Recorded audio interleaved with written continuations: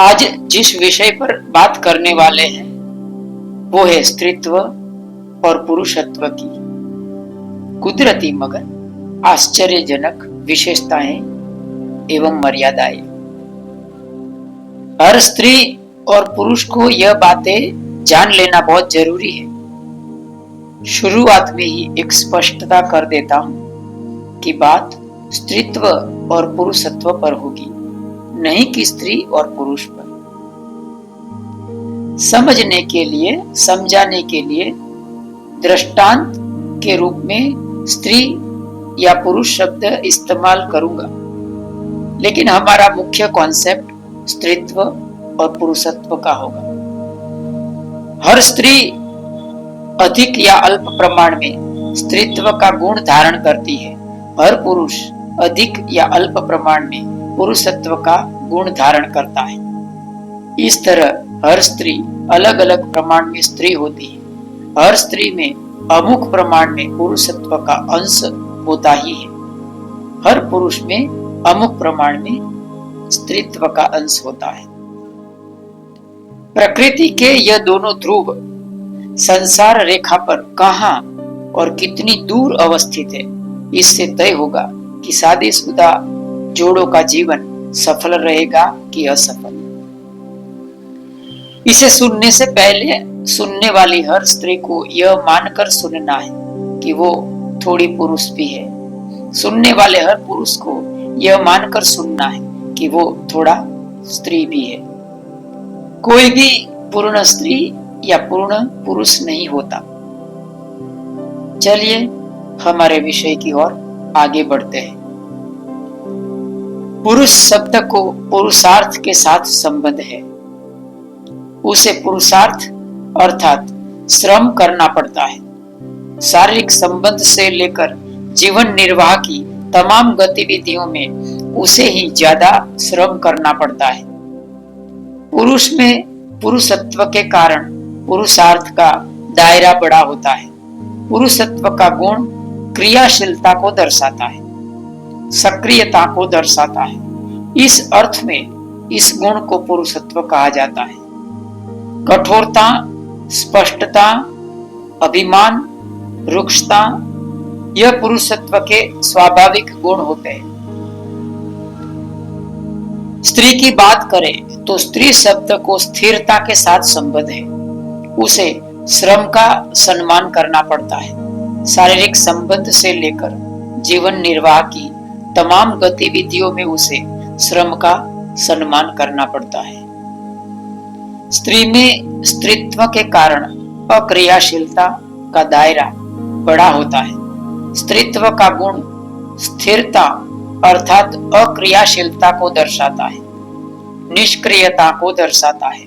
कोमलता, छुपाना, शालीनता, शर्म, विनय यह सब स्त्रीत्व के स्वाभाविक गुण होते हैं। इन गुणों के पीछे शारीरिक लिंग भेद जिम्मेदार है।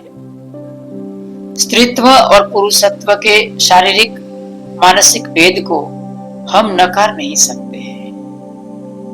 स्त्री पुरुष समानता की बातों से प्रेरित होकर स्त्री अगर पुरुष के समान और पुरुष अगर स्त्री के समान व्यवहार करे तो भी लाइफ पार्टनर के रूप में स्त्री ज्यादा पुरुषत्व वाले पुरुष को पसंद करेगी और पुरुष ज्यादा स्त्रीत्व वाली स्त्री को पसंद करेगा। शादी विवाह में स्त्री अपने योग्य पुरुष की कामना करेगी, पुरुष अपने योग्य स्त्री की कामना करेगा। योग्यता हमेशा मुख्य स्थान पर रहेगी। स्त्रीत्व और पुरुषत्व के भेद का जो अनुपात है वो हमेशा वैवाहिक जीवन में कायम रहेगा। अल्प में कहूं तो स्त्री या पुरुष जैसा बनना चाहेगा वैसा ही उसके लाइफ पार्टनर को बनना पड़ेगा। लाइफ पार्टनर के साथ कोई समझौता नहीं किया जाएगा। लाइफ पार्टनर में स्त्रीत्व और पुरुषत्व के भेद का जो अनुपात है वो कायम रहेगा। स्त्री का शरीर कुदरतन रूप से निमंत्रक होता है। पुरुष का शरीर कुदरतन स्वरूप से निमंत्रित होता है। स्त्री का शरीर पुरुष के लिए एक साइलेंट इनवाइटेशन होता है। यह एक नेचुरल फिनोमिना है, इनवाइटिंग एंड इनवाइटेड। यह दो स्त्रीत्व और पुरुषत्व के ध्रुव है, निमंत्रक और निमंत्रित। इन दो शब्दों में स्त्रीत्व और पुरुषत्व की माया जाल समाई हुई है। इन दो शब्दों को अच्छी तरह से समझ गए तो बहुत सारी समस्याओं का समाधान मिल जाएगा। स्त्री का शरीर स्वभाव से ही पुरुष के लिए निमंत्रक मात्र होता है, इनवाइटिंग। शरीर कुदरतन रूप से ही पुरुष को निमंत्रित कर रहा होता है, उसमें सक्रियता नहीं होती, जैसे कोई खुला प्रवेश द्वार है। यह बात हर स्त्री को अच्छी तरह से अपने जहन में बिठा लेनी चाहिए। स्त्री अपने शरीर की निमंत्रकता को समझ जाती है तो वो कभी अनैच्छिक बिन जरूरी संबंधों से परेशान नहीं होगी। स्त्रियों के लिए परेशानी तब पैदा होती है जब वो अपने शरीर की निमंत्रकता से अज्ञात हो जाती है। निमंत्रकता अगर कुदरतन होती है तो बराबर है, जैसे कि आदिवासी जंगली लोगों में, पशु पक्षियों में देखा जाता है।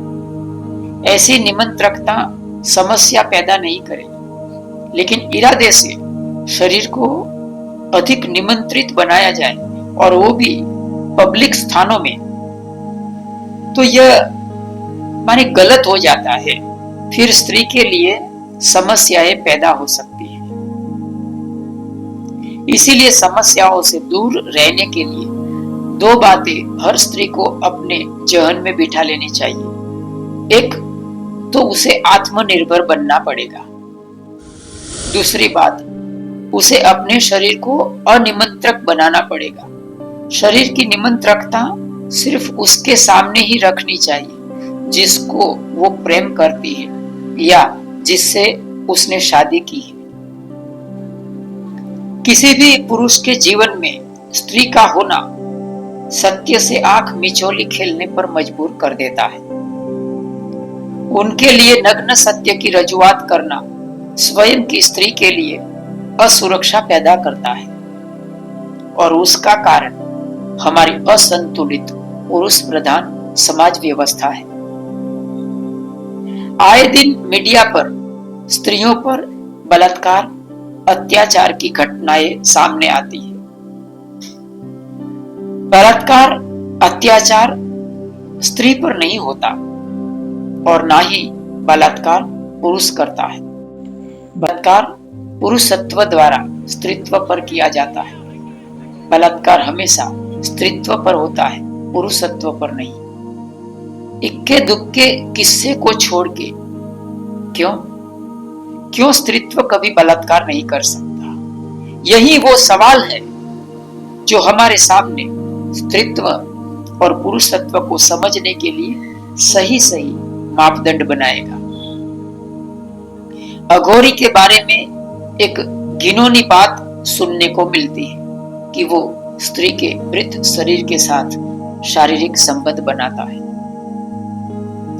क्या स्त्री ऐसा कर सकती है? यही स्त्रीत्व की विशेषता एवं मर्यादा है। पशु पक्षी के समाज में नर के मादा के प्रति और मादा का नर के प्रति कैसा व्यवहार होता है, उनके समाज में एक दूसरे का कैसा स्थान और फर्ज होती है। इसके अलावा जंगली आदिवासी लोगों में स्त्री पुरुष की रहन सहन पर गौर से मनन किया जाए तो स्त्रीत्व और पुरुषत्व के बारे में सही तथ्य बाहर आ जाएगी। तथ्य भयानक पीड़ा देने वाला भी हो सकता है। ये वही पीड़ा है जिसको महावीर स्वामी और बुद्ध ने सहन करके मुक्त होने का ठान लिया था। शारीरिक संबंध में विचित्र, गंभीर और हिंसात्मक मानसिकता समाई होती है। शारीरिक संबंध में स्त्रीत्व और पुरुषत्व के गुण में मरने और मारने की भावना पैदा होती है। हारने और जीतने की भावना पैदा होती है। आनंद कभी गंभीर नहीं होता, मगर शारीरिक संबंध में आनंद भी गंभीर हो जाता है। यह उसकी विशेषता है। क्यों? क्योंकि उसको सीधा संबंध यूनिवर्स में जीव की उत्पत्ति के साथ है, बिग बैंग के विस्फोट के साथ है। शारीरिक संबंध के दौरान करोड़ों सालों के समय को मिनटों में संक्षिप्त कर दिया जाता है। शारीरिक संबंध की यही गंभीर हिंसात्मक मानसिकता के कारण क्रोध और हिंसा के दौरान गालियां दी जाती है और गालियों में स्त्री पर निशाना साधा जाता है। शारीरिक संबंध के कारण स्त्री को उदर में 9 महीने गर्भ को पालना पड़ता है। उसके लिए शारीरिक सुख अभिशाप बन जाता है। इस कारण से स्त्री के लिए सामाजिक रीति रिवाज और मर्यादाएं बनाई गई है। इसे अभिशाप गिने या विशेषता, इसी ने स्त्री को ज्यादा सामाजिक बना दिया है प्रमाण में पुरुष के। और इस प्रकृति के रहस्य को जानकर आश्चर्य होगा कि 9 महीने गर्भ धारण करने का जो कष्ट है वो संतान के लिए दी गई कीमत है। और यही वजह है माता को संतान के प्रति ज्यादा और गहरा लगाव की। कड़ी कीमत देकर कुदरत से खरीदा है, उसके प्रति अधिक लगाव होना आश्चर्य की बात नहीं है। कोई माता ऐसी नहीं होगी जिसने कभी अपने संतान को यह नहीं कहा होगा कि उसको 9 महीने पेट में पाला है, क्योंकि इस चुकाई हुई कीमत ने उसकी युवानी समेत अनेक स्वतंत्रता का भोग ले लिया होता है। और यह भोग औरत हंसते हंसते सह लेती है, क्योंकि उनकी संतान के प्रति अपेक्षा होती है कि वो बुढ़ापे का सहारा बनेगी। मानवीय समाज घर गृहस्थी वाला है। माता पिता, बेटा बेटी, भाई बहन, यह सब गहरे रिश्ते होते हैं। इन रिश्तों में हम एक दूसरे की सुरक्षा एवं भला चाहते हैं। दूसरी तरफ हमारा समाज पुरुष प्रधान भी है। स्त्रियों के समर्थन में कानून भी पुरुष बनाते हैं, जबकि स्त्रियों के लिए कानून बनाने का अधिकार स्त्रियों को ही मिलना चाहिए। ज्यादातर कानून की नजर स्त्रियों की सुरक्षा पर नहीं होती, बल्कि पुरुषों की बहन बेटी माता की सुरक्षा पर होती है। पुरुषों की बहन बेटी माता की सुरक्षा पर होती है। इसीलिए देखिए ना, बलात्कार, अत्याचार जैसे घिनौने अपराधों के दौरान न्याय प्रिय लोग पुरुषों की बहन बेटी माताओं की सुरक्षा की बात करेंगे, स्त्री सुरक्षा की बात नहीं करेंगे। पत्नी की या गर्लफ्रेंड की सुरक्षा की बात नहीं करेंगे, क्योंकि वहां तो उसे स्त्री को डोमिनेट करना होता है। इस तथ्य को अच्छी तरह से समझ लीजिएगा। बहन बेटी माता यह सब पारिवारिक रिश्तों का हिस्सा है, जबकि स्त्री एक कुदरती व्यवस्था का हिस्सा है। स्त्री पूजा के नाम पर उसे सामाजिक पारिवारिक मर्यादाओं की जंजीरों में बांध दिया गया, और इसके लिए धर्म की जड़ मान्यताएं जिम्मेदार हैं। फिर से एक बार कहना चाहूंगा कि स्त्री पर अत्याचार ना हो, इसीलिए हर स्त्री को आत्मनिर्भर बनना ही चाहिए। नौकरी धंधा करना चाहिए, पैसे कमाना चाहिए, बैंक बैलेंस बनाना इत्यादि। लेकिन जैसा मैंने कहा कि स्त्री शरीर कुदरतन रूप से पुरुषों के लिए एक निमंत्रक होता है, इसीलिए अपने शरीर को पब्लिक में हमेशा अनिमंत्रक बनाए रखें। अनिमंत्रक का अर्थ होता है अग्राह्य, मना करने वाला, अनटचेबल, दूर रहो की भावना दर्शाने वाला। यहाँ याद रहे कि साड़ी पुरुष प्रधान समाज की देन है, जो सबसे ज्यादा निमंत्रक पहनावा है। कोई बार इससे उल्टा भी होता है। बुद्धिमान स्त्री अपने निमंत्रक लुक के प्रति ज्यादा कॉन्शियस हो जाती है, तो वो हर पुरुष को शंकास्पद दृष्टि से देखने लगती है। वो समझती है कि हर पुरुष उससे आकर्षित है। जो स्त्री आत्मनिर्भर नहीं होगी, उसे अपने पति से डोमिनेट होकर जीना पड़ेगा। लेकिन याद रहे, प्यार से डोमिनेट होना अच्छी बात है स्त्री के लिए, जबकि दुख और पीड़ादायक डोमिनेशन खराब बाबत है। आत्मनिर्भर स्त्री कभी पीड़ादायक डोमिनेशन सहन नहीं करेगी।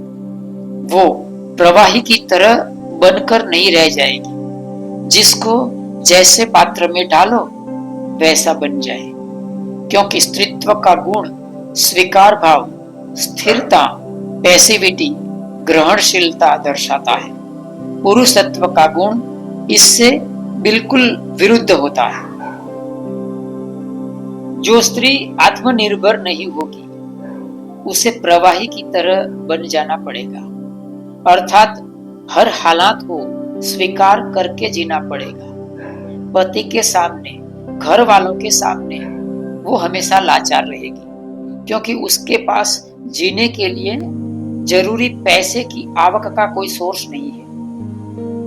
यहाँ याद रहे कि स्त्रीत्व के लिए स्वतंत्रता स्वच्छंदता बन जाती है।